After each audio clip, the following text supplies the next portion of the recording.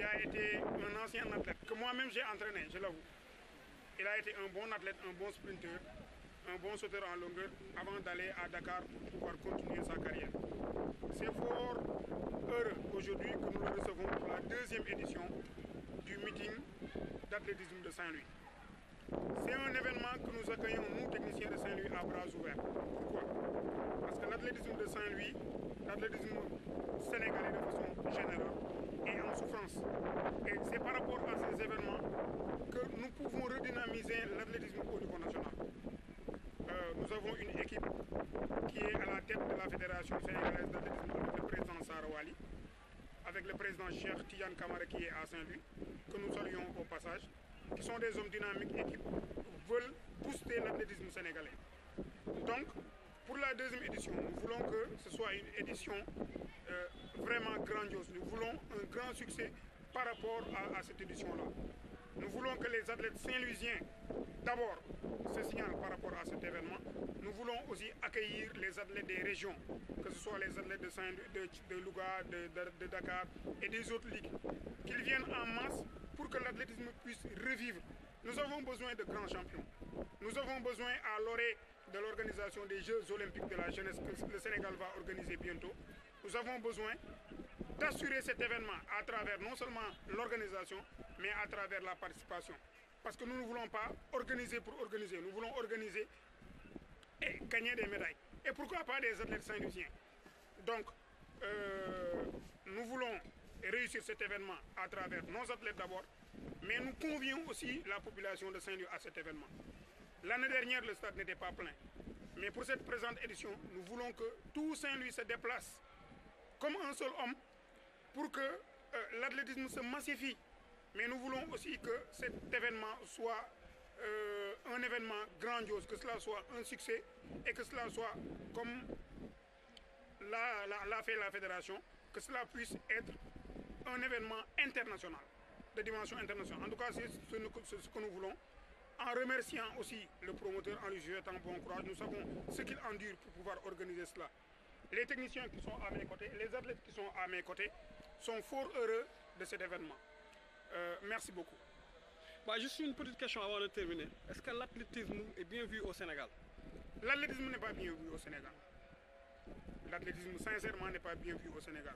S'il s'agit de football, s'il s'agit de la lutte, ce sont des disciplines qui sont extrêmement bien vues. Mais pour l'athlétisme, il va falloir redynamiser. Nous avons des stades. Dans chaque capitale régionale, nous avons un stade avec une piste d'athlétisme. Mais j'avoue que nous peinons à avoir accès à ces pistes-là. Fort heureusement à Saint-Louis, avec le concours du directeur du stade que nous saluons au passage, qui à chaque fois fait des pieds et des mains pour que nous puissions organiser, pour que nous puissions aussi nous entraîner. Mais l'athlétisme a besoin des pouvoirs publics pour pouvoir être redynamisé. L'athlétisme a besoin de moyens pour pouvoir être redynamisé. Les clubs doivent pouvoir avoir des sections d'athlétisme pour que l'athlétisme puisse encore redémarrer. Voilà, par rapport à cette question, c'est ce que nous pouvons dire.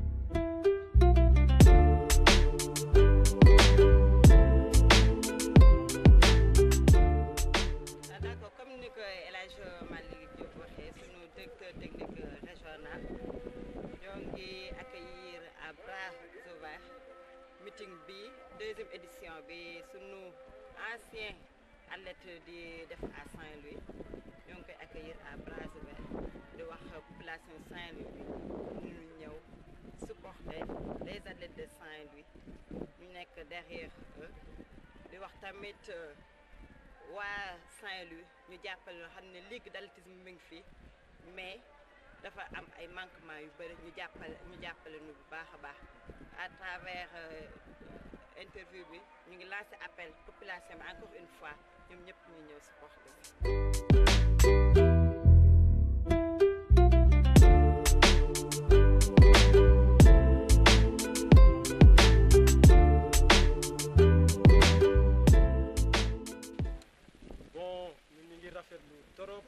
Le meeting de Saint-Louis. C'est un meeting qui nous fait honneur d'abord parce que dès l'Ondukal sur nos régions et ça nous permet aussi à nous athlètes de Saint-Louis de rivaliser un tout petit peu avec tous les athlètes du Sénégal et vraiment ñu ngi koy rafetlu torop et on dit merci à notre cher promoteur, ancien athlète, notre aîné Abdou Hadj. On le remercie beaucoup et on est très content parce que ni ñu ko vivre fii comment dirais-je l'année passée vraiment c'était très instructif pour nous. Ça nous a permis de savoir ce qui se passe réellement dans les grandes compétitions parce que ñun fii rek lañ daan nekk ñu bëri amuñu woon comment dirais-je l'opportunité de dem dawi à Dakar et ainsi de suite. Ça nous a permis au moins de savoir ce qui se passe. En tout cas on dit un grand merci et on est très fiers, voilà, on est très fiers. Mais l'année dernière noo dundee 100 mètres yi en fait. Voilà, l'année dernière bon c'était voilà, malheureusement j'ai pas pu gagner le 100 mètres. Dañ ma battre ci 100 mètres et voilà bëggoon naa indi au moins trophée bi jox ko Saint-Louis bon cette fois-ci on espère que dinañ ko def quoi ci ndogal yàlla voilà merci.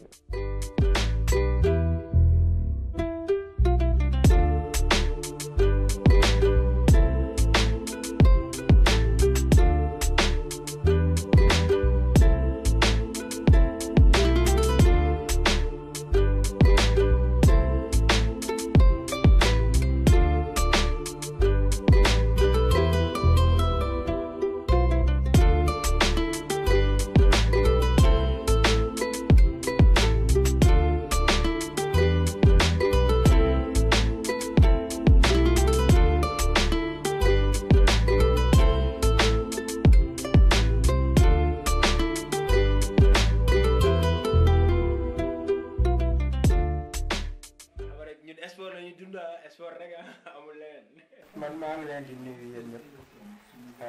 man la Abdou Hadj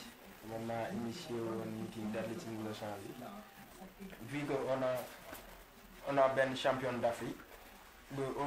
champion du monde sax laa mën a wax avec Amy Mbacké Thiam et puis on a constaté que beaucoup de records d'Afrique ay Sénégalais ñoo ko def mais depuis quelque temps gis nañ ni affaire yi ça commence à redresser mi ngi dellu ginnaaw de telle sorte que il faut que les acteurs principaux mën ci dugg mën a indi seen apport quoi. li demee ba nii bi ma gisee loolu yëpp ma toog benn moment ma ni xaaral ma bind benn projet boo xam ni ça va parler de l'athlétisme pour gën a yëkkati niveau athlétisme Sénégal ci laa def projet bi. Le projet bi ça parle des meilleurs athlètes du Sénégal. Je l'ai fait comme ça parce que pour mën a booster l'athlétisme sénégalais ndax booy xool bu ne les meilleurs ku ne da ngay rêver bokk ci les meilleurs bu ne meeting d'athlétisme de Saint-Louis les meilleurs athlètes ñoo koy compétir ku ne di nga rêver nekk parmi les meilleurs pour ñoo compétir meeting d'athlétisme de Saint-Louis.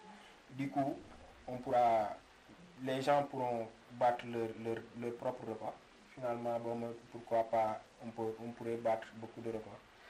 parce que booy xool si bu ñu boolee les meilleurs athlètes du Sénégal ñu boole leen ci yenn discipline yi dina am xëccoo te bu amee xëccoo maanaam xëccoo moo tax record di battre quoi booy xool bu ñuy def championnat dañuy def ay séries demi-finale def finale bu finalement pour finale bi day fekk ñoom ñëpp ñu sonn finalement duñu mën a battre kii mais bii dañu bind projet bi de telle sorte que course yëpp maanaam discipline yëpp day nekk finale direct nga xam ni nit ki ni mu frais noonu lay mën a dawee bu dawee dina mën a def performance benn sànni tàcc lay nekk quoi en fait loolu moo taxoon ma ni looloo taxoon ñu gën a dolli pour mën a def meeting bi def ko de telle sorte que les meilleurs athlètes affronté wu seen biir battre ay records affaire yooyu te et puis l'initiative a apporté ses fruits ndax booy xool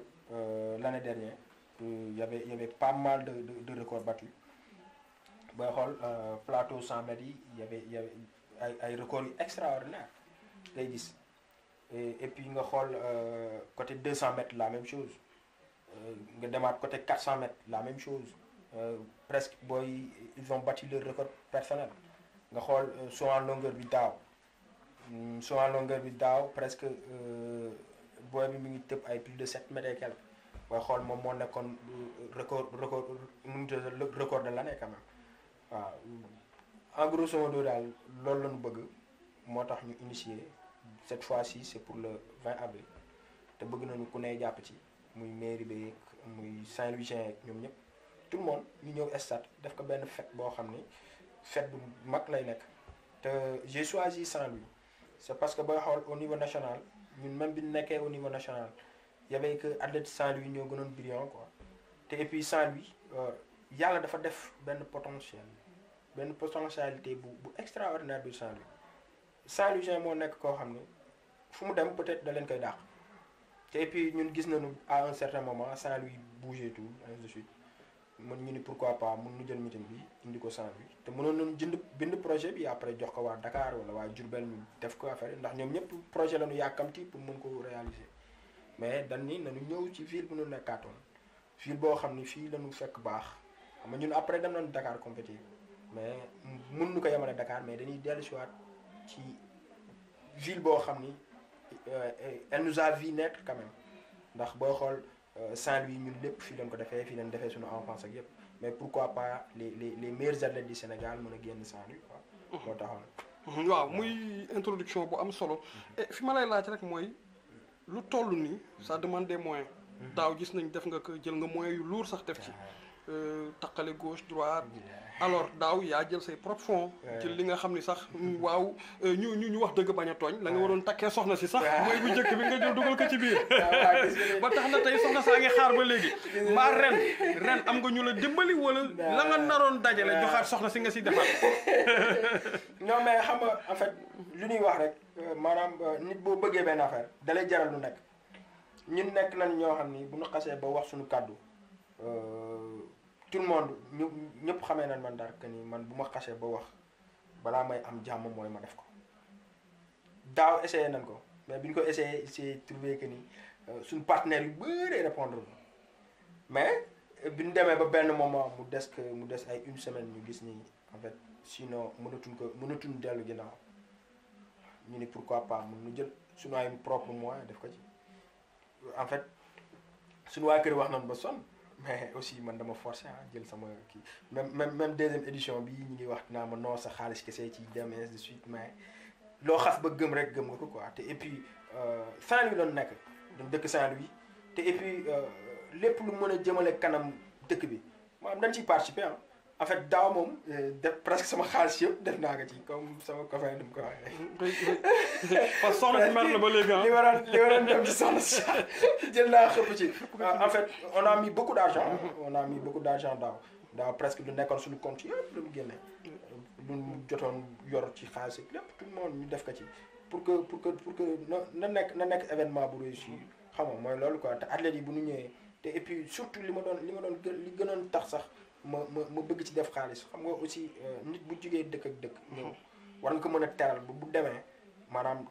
xam ni au moins ndar neex na quoi comme ñi ngi naan ndar neex na et puis ñoom ñu jugee ndar ñëw fii bëgg dund ci yenn conditions yi moo taxoon même bi ñu ñëwee aussi dama ni grave je vais faire le tout en fait ak sama benn sœur bu lay ak moom it vraiment jàppoon na ci bu baax vraiment moom dafa ma doon wax sax naan ma mais nu ñuy def ma ni ko non yow loo xalaat rek nañ ko def waaw war nañu jënd lii ma ni ko garaawul jox xam nga mooy loolu quoi mais aussi damay remercier athlètes yi encore ndax aussi xam nga aussi nga woote athlètes yëpp daw si ni non suñu grand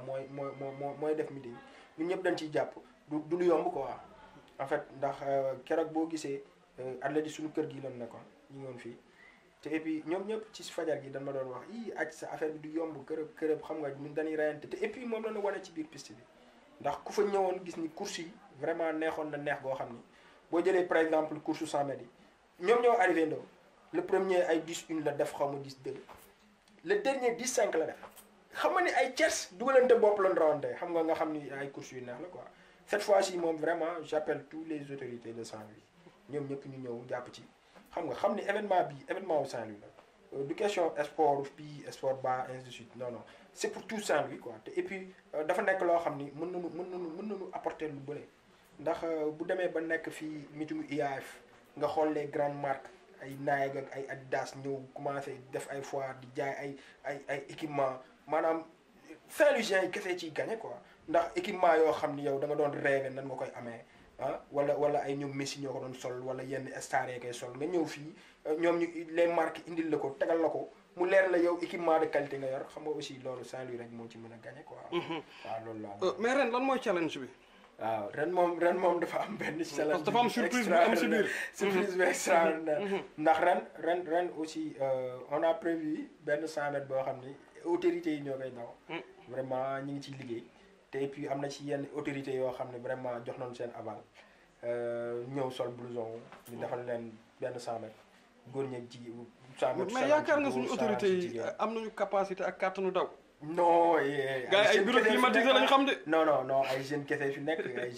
nekk en fait booy xool le cas de kii nu mu tudd sax sunu maire. Mansour vraiment ku bëggee sport la. te tout le temps fekk mi ngi vélo. waaw mi ngi vélo mi ngi daw. xam nga tey gars kooku moom je pense bien que ni même autorité bu ñu ko bëggee raw aussi dina doon lu metti quoi le cas de maire Ross Béthio bi Bécaye vraiment monsieur Bécaye Diop nga xam ni jeune la vraiment keroog bi ma ko waxee dafa ni ma ñoom ñëpp laay raw xam nga ci waa affaire bi neex quoi xam nga mooy loolu quoi man instant bi nii affaire bi presque dessiné na boppam te accès-gul quoi mais ñi ngi ciy job daal vraiment ñi ngi ciy job te et puis amoon na beneen challenge duñu bëggoon aussi joxe titre Kumba Ndar bi ak Samba Ndar bi ak Caatu Ndar bi Kumba Ndar bi day nekk koo xam ni vraiment jigéen boo xam ni ñëpp xam nañ ko ci Ndar te et puis représenté na Ndar bu baax xam nga vraiment ñu xool nuñ koy jéem a kiiwee après nommé ko kenn beneen année ñu xool nuñ koy nommé keneen Samba Ndar bi la même chose xool benn koo xam ni mag la et puis représenté na Saint-Louis ci lu nekk waaw Caatu Ndar bi aussi dañuy xool jeune bu gën a dynamique boo xam ni vraiment ñëpp xam nañ ko ci Ndar te et puis il a participé beaucoup de choses et puis indi na lu bëre apporté na lu bëre Ndar ñu def benn jury xam nga ñu xool nu ñu koy mën a démanteler après nommé leen benn yoon xam nga mu nekk benn durée boo xam ni 1 an la at ba at mu ñëwaat nga xam ni heure bu Ndar amee festivité loolu mooy nekk famille mu Ndar ñoom ñooy dem représenté ji Ndar fu mu mënti doon ainsi de suite loolu aussi beneen challenge la quoi boo xam ni idée bi nii lu mu ñëwee ñu ni pourquoi pas mën ñu ko def ci meeting bi. oui mais et puis idée bi rafet trop et ma gis ni souvent ku la topp man mi la proche. damay gis xel mu sell moom mooy prôné dafa nekk ci yow. parce que fu ñu waxtaanee man da nga may woon yu may émerveillé. parce que tey li nga wax Kumba Ndar Samba Ndar Caatu Ndar. jël ñooñu décorer leen. wane nit ñi ay nit yu intéressant lañu ci dëkk bi. parce que da nga souvent il faut que ñu relever. génne ñi nga xam amal nañu impact ville bi. souvent dañuy faral di xam nga def les trucs par. copinage ou def les trucs par intérêt. mais là tu veux bien le faire am jury et tout ñu nommé ko. alors ci biir loolu ñu tëj parenthèse ma gis da nga am benn lien bu fort. avec la culture. su ma nee la culture la musique. gis na ni Wheel of Saint-Louis City. tu es l'initiateur. def nga ko fi 2 à 3 ans. mu am une belle réussite. ñu gis ni rappeurs yi nga offrir leen plateau bu large. un son et en lumière. et puis def affaire bu doy waar. un moment arrêté nga ko. mais yaa ngi ma doon wax ci biir meeting bi. da nga bëgg mu am plateau musique. alors parle-nous un peu ça par rapport sa rapport ak artistes yi. encore ak est-ce que toujours si biir meeting bi. y aura un plateau où y aura de la musique. les artistes vont venir prester faire des trucs. ouais c'est prévu hein c'est prévu ndax en fait on a signé un contrat avec benn gars moom côté culture la gën a laal en fait moom actuellement nii man xaritu rappeur yëpp laa quoi ndax et puis sama enfance yëpp ci laa ko doxee xam nga ci waa. man j'ai beaucoup de le mouvement hip hop man dafa nekk. yoroon nga micro sax di rap mais benn fois dañuy ci génn.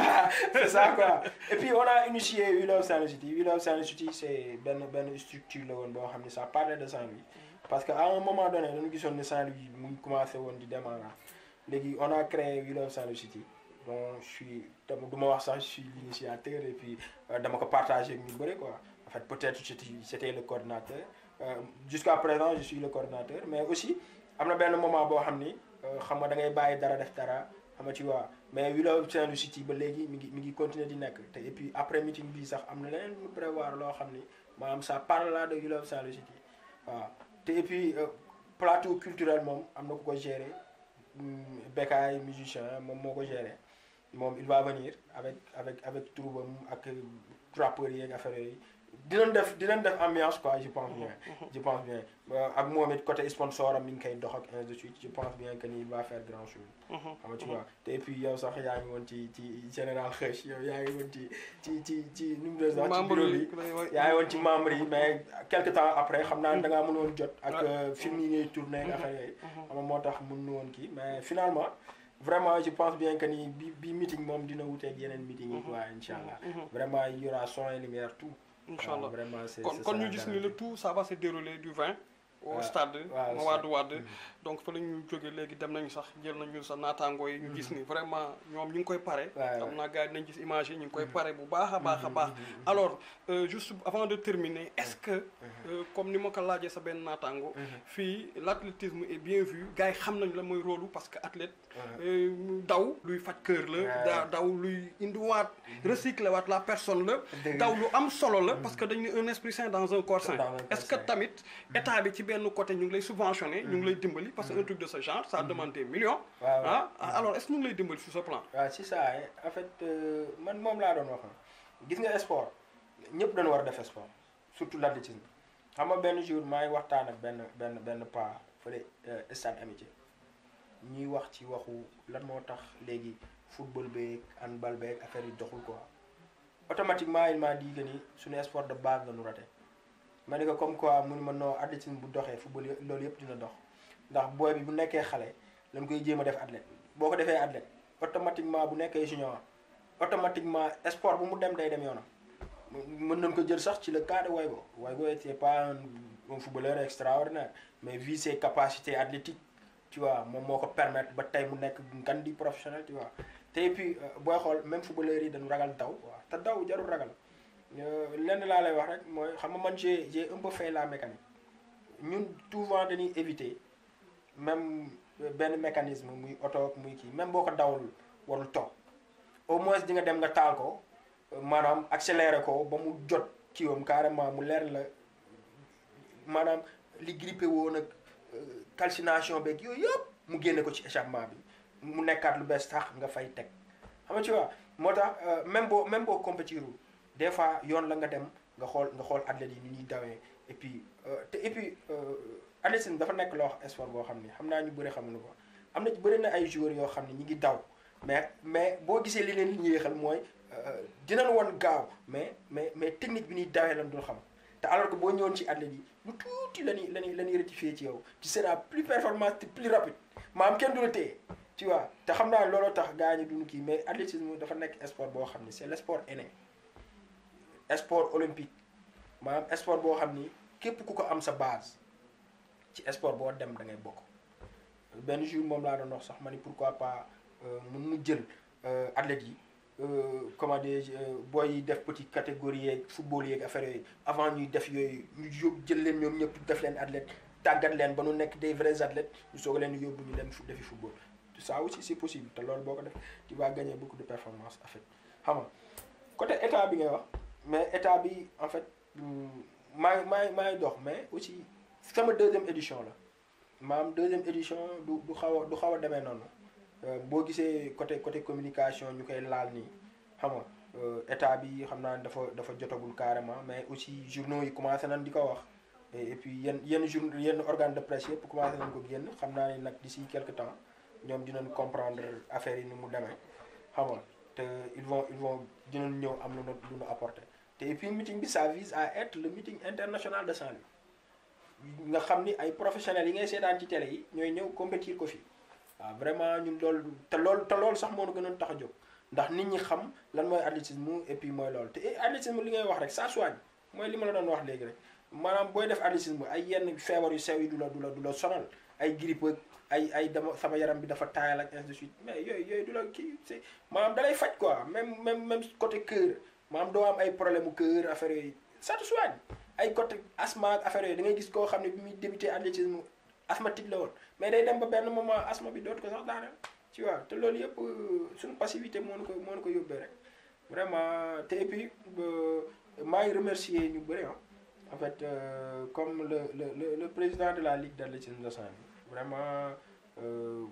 kii na ma quoi en fait accompagné na ma te et puis tout le temps damay dem këram ñuy toog waxtaan en fait tu vois te et puis maanaam nekk na nit koo xam ne approché na ma vraiment ku baax la xam nga daaw am na nu mu demee boo xam ni xaw na nu kii mais xam naa ni yooyu ay malentendu la woon rek mais vraiment sama nijaay la mën naa wax ndax mook sama ñoom yaay la ba sama yaay génn àdduna xam nga vraiment mook sama nijaay aussi am na fu ñu jaar xam nga te loolu yëpp maanaam mbiru àdduna la quoi xam nga rek te et puis ku baax la aussi di gërëmaale le président de la fédération vraiment Sara Wali et bi ma nekkee AS Douanes vraiment il m'a beaucoup aidé du caaxaan il m'a beaucoup aidé ba ni may toog nii Sara Wali chapeau à lui vraiment et aussi Bara Thiam dafa nekk nit ñoo xam ne maanaam ñooñu man mënu ma leen fàtte dañu marqué dara ci man ndax bi ma ñëwee AS Douanes mënoon nañu ñëw rek ni non kii athlète la suñu yoon newu ji mais dañ ma jël de par regroupement dañuy ñëw di waxtaan ak man xam nga tu vois des fois bu ñu ñëwee aj kaay fii aj defal lii xam nga tu vois vraiment ma meloon na comme seen doom vraiment ñoom ñëpp maa leen remercier quoi te vraiment ba léegi le président de la fédération ba léegi Sara Wali il m'appelle Bara Thiam maanaam lu mu bëgg la bëgg xam nga yooyu day neex quoi vraiment man lu Bara man daf ma jaaxal man lu ma bëgg la bëgg quoi moom xool bëggal moo de man lu ma bëgg moom la bëgg quoi vraiment je les remercie tous vraiment athlétisme xam naa fi ci kanam moom dina ak équipe bu bees bi je pense bien que ni athlétisme Sénégal dina dem ci kanam quoi ndax c'est une équipe boo xam ne vraiment ils sont dynamiques et puis li ñuy def bëgg nañ ko quoi vraiment te loolu rek a am solo ci sport maanaam li ngay def na nga ko bëgg tout simplement leneen li des yëpp ay mën nga dawat mënoo daw mënoo football amul sens ndax suñu borom nit lu mu bëgg rek suñu borom fekk ci ko tey ci tey même boo mënul woon dóor bal sax bal boo ko mënul woon dóor nga bëgg football mu leer la yow li ngay judd lépp li ngay def football la di nga mën football par la force c'est ça waaye mu am solo trop donc ñu kontaan ñëw jël si la ci interview bi di wax ni lii lañ fi doon wut si te gis nañ li nga bëgg relever dafa am solo parce que gis nañ yeneen sport yëpp xëy na def nañ fa moyen que ça soit muy football bi muy lutte bi surtout ñaar yooyu la ñu gën a valoriser fii au Sénégal mais karaté bi dafa sooxe comme ni nga ko waxee athlétisme bi volleyball handball tout ça te c'est des sports yoo xam ni wër nañ ba ci natation bi wër nañ ci mën a def des moyens donc voilà di wax ni j'espère bien que état bi avec nu ñu waxee ni comme Sénégal moom loo wax ñu la or ba ak pétrole ba waaw ak gaz ba waaw pétrole ak gaz nag bu dikkee comme day am kon nag yéen seen domaine yàlla ngeen ci am dara parce que oto moom bu amee essence day daw léegi nag essence bi dugg tam na tegu ci tànku athlète yi rek waaw gars yi di daw moom laa doon waxaale même l'autre jour ñu ngi doon wax gis nga avec We Love Saint-Louis City ak yenn structure yu ñu jot a créé vraiment avec We Love Saint-Louis City ak yeneen structure yu ñu jot a créé tu vois que ni ñun yamuñu kese ci benn sport ndax ñun dañuy enraciné wu pour après créer ouverture vraiment ñi ngi doon wax karaté lépp man j'ai des projets yoo xam ni ça va parler de tous ces sports là vraiment ci domaine u sport kese laa wax maanaam keroog ñi ngi doon wax xam naa ni bëgguma ko woon di wax fii sax mais mën naa ko wax keroog maa ngi doon waxtaan ak sama benn copain ñi ngi doon préparer projet bi mais presque pare na boo xam ni All Star Game bi doon am fële moom la ñu bëggoon indi ko Saint-Louis tu vois comme Saint-Louis ñoom mën ci basket tu vois léegi athlète Saint-Louis yi ñoom bu ñu demee compétir ba pare on va sélectionner les meilleurs ñu ñëw mu nekk entre Sor ak ville maanaam ñu jouer basket ci entre ñoom côté góor côté jigéen maanaam équipe bu Sor ak équipe bu ville nga demaat ci góor ñi équipe bu Sor équipe bu ville les meilleurs basketteurs ñoo xam ne ñoo nekk ci les différents clubs moo projet boobu presque pare na léegi instant bi nii mettre que en route moo des peut-être projet meeting d'athlétisme de Saint-Louis bi moo ko jiitu mais projet bii aussi pare na boo xam ne après day amaale spectacle maanaam les musiciens yi gis ci seen bopp am ay concours dënk concours lancer franc concours 3 points xam nga tu vois am ay spectacle yu extraordinaire maanaam nga xam ni hip hop bi day dugg musiciens yi ñëpp ñëw dugg xam nga mu nekk ay ndax gis nga nit benn jour maa ngi ko doon wax l'autre jour sax maa ngi ko doon wax sama benn copain ma ne ko gis nga nit du lekk kese moo koy bégal nit am na loo xam ne boo ko bégalee ci moom day fàtte lekk wala mu fàtte sax yeneen yu neex yi mooy nga bégal que maanaam ci lu mu bëgg boo gisee Saint-Louis nit ñi di stressé wu di mer c'est parce que amatul yenn événement yoo xam ne nit ñi mën nañu génn défoulé wu tout le temps ñoom ñi ngi tëju stressé wu mais fileeg ñi ngi am ay événements yoo xam ni comme ay meeting d'athlétisme de Saint-Louis comme ay yeneen ak yeneen ay festivals ainsi de suite les gens vont sortir défoulé wu maanaam maanaam bu ñu défoulé woo benn jour mën na nekk ay at boo xam ne du ñu mer mais bu ñu défoulé wul aussi at bi yëpp dañuy toog di ko mer rek yow nga yaakaar ne nga non dama frustré wala affaire yow nga yaakaar ne non man maa ngi liggéey waaye nit ñi gisuñu li may liggéey mais du loolu c'est parce que dañuy stressé wu ba mën nu gis li ngay liggéey boo doon liggéey 100 dimanche seen xol neexul aussi mën nu ko gis mais il faut que nga créer yenn genre ambiance yoo xam ni dañ koy gis buñ ko gisee seen xol féex mu leen la dund nun loo xam ne mooy kii après mooy nekk seen jotaay heure bu nu wàccee moom la ñuy waxtaanee boo duggee ci grand place yi ñu waxtaanee ko finalement nit ñëpp seen xol day neex boo liggéeyee rek boo fi tegoon benn brique nit ñi gis ko gis nga loolu bu amee brique boo ko tegee nit ñi gis brique ni kii teg na fi brique maanaam day nekk seen débat quoi xam nga nit buy stressé woo dootul gis day yëg ci bopp bi mën na ko indil ay yeneen ak yeneen stress rek mën na dofloo nit mais fi léegi ñu ngi gis ay événements yu mag di am maanaam nga xam ne dañuy toog ci grand place yi di ko waxtaanee toog feneen di ko waxtaanee ainsi de suite quoi mais finalement mooy loolu tu vois le football en Europe on gagne beaucoup d'argent lu tax gars ñi dañuy abonné xam nga lu tax ñuy abonné dañuy toog seen kii nu mu doon sax dañuy toog seen bureau pendant 4 jours ou 5 jours dañuy stressé wu maanaam ils n'ont que le week-end maanaam samedi dimanche pour dem seetaani football bëgg seen xol te football bi presque mën na am ni sax football bi indiwu leen fa mais nit ñi dajaloo ñu gis ambiance bi affaire yooyu mais loolu ça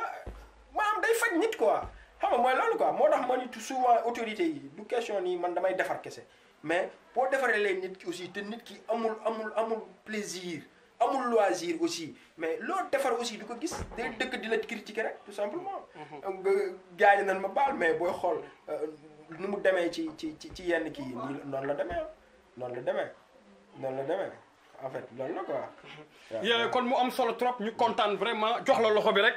wane ni kontaan nañu. ku xale aj moom xam aj ku ko xam-xam ni militaire la soldier la. et puis ku bëgg film la. parce que gis na la nga wuti woon yëpp da nga ñëwaat ci dëkk bi partager avec tes frères. yal na yàlla def li gën ba projet yi sut sa njort. ku nekk mën ci xaj parce que ku yaatu nga. donc di wax mon frère encore merci. ok te et puis nanu xam ne nag du benn projet du ñaar du ñett ay projet la Saint-Louis tey dafay toj. monsieur projet. ok aywa jaajëf monsieur projet jaajëf kontaan nañu.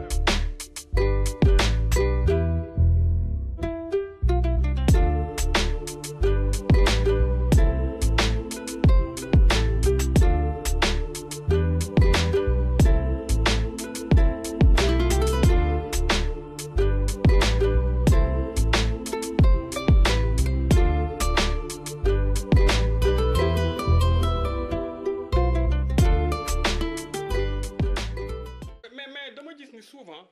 da ngay xuloo sax ak waa kër gi parce que dañuy nekk seen ay film nga ñëw bëgg leen terroriser ci benn côté bëgg jàpp seen sport. man sport rek laay dund kese amul leneen.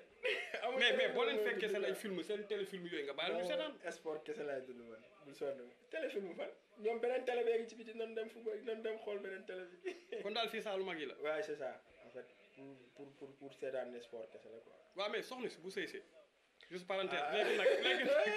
léegi soxna si bëgg nga bëgg. non xam naa ne mais ça bientôt